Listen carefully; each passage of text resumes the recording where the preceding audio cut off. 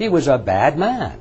Yes. And so they thought that the only problem really was King George. So we have to break away from King George and establish our own king. Right.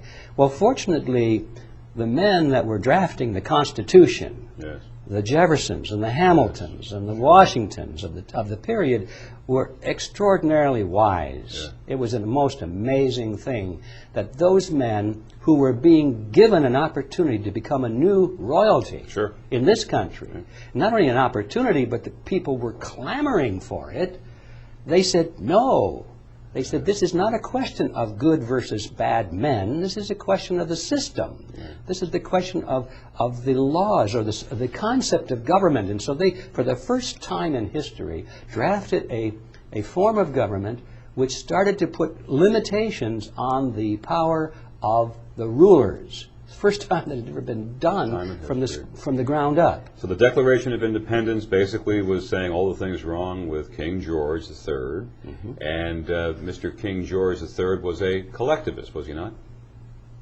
He was a collectivist, but those were still the days where governments ruled primarily by force of arms. That was at the time in history when there was a change being made.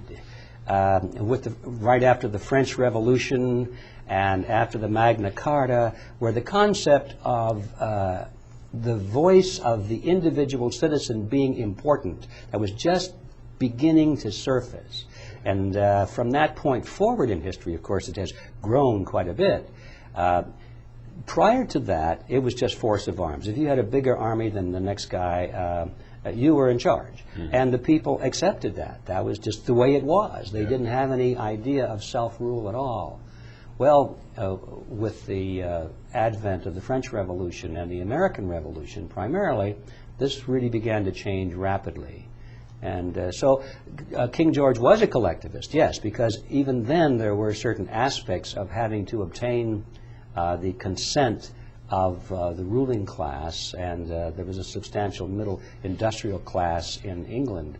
And already the government was having to be responsive to the will of the people to some extent, which means they had to engineer public opinion.